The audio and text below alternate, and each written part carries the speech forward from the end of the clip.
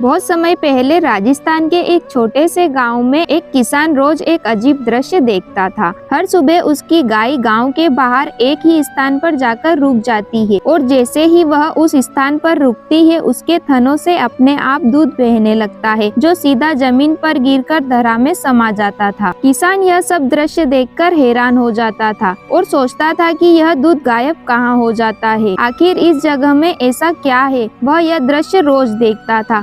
गाय रोज वहीं आती और दूध बिना किसी कारण जमीन में समा जाता। एक दिन उसने यह बात गांव के सभी लोगों को बताई। सभी गांव वाले वहां पहुंचे और यह सब दृश्य देखकर उनकी आंखें फटी की फटी रह गई। सबने मिलकर कहा, यह कोई साधारण जगह नहीं है, जरूर यहाँ कोई दिव्य रहस्य छुपा है। सभी गांव वालों ने सोचा कि यहाँ पर खुदाई करते हैं और सच का पता लगाते हैं। सच का पता लगाने के लिए गांव वालों ने उस स्थान पर खुदाई करना शुरू की। कुछ ही देर में जैसे जैसे मिट्टी हटती गई वैसे वैसे सबके होश उड़ते गए। अचानक धरती के भीतर से एक दिव्य तेजस्वी हजारों साल पुराना कटा हुआ शीश बाहर आया। वह शीश आज भी उतना ही ताजा और दिव्य था। गांव वाले समझ नहीं पा रहे थे कि आखिर यह किसका शीश है और इतना दिव्य कैसे। उसी रात गांव के राजा रूप सिंह चौहान को एक अद्भुत स्वप्न आया। स्वप्न में स्वयं भगवान श्री कृष्ण उनके सामने प्रकट हुए और बोले, यह कोई साधारण शीश नहीं है,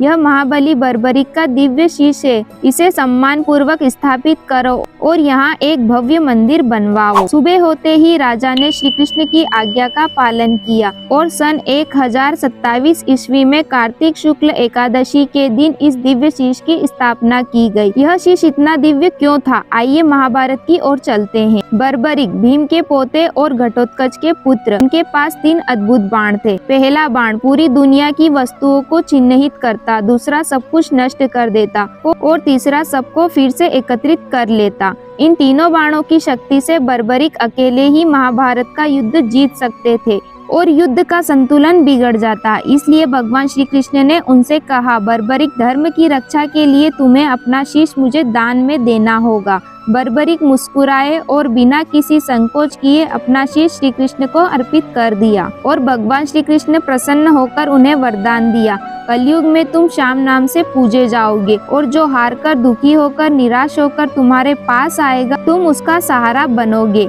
इसलिए तुम्हें हारे का सहारा कहा जाएगा।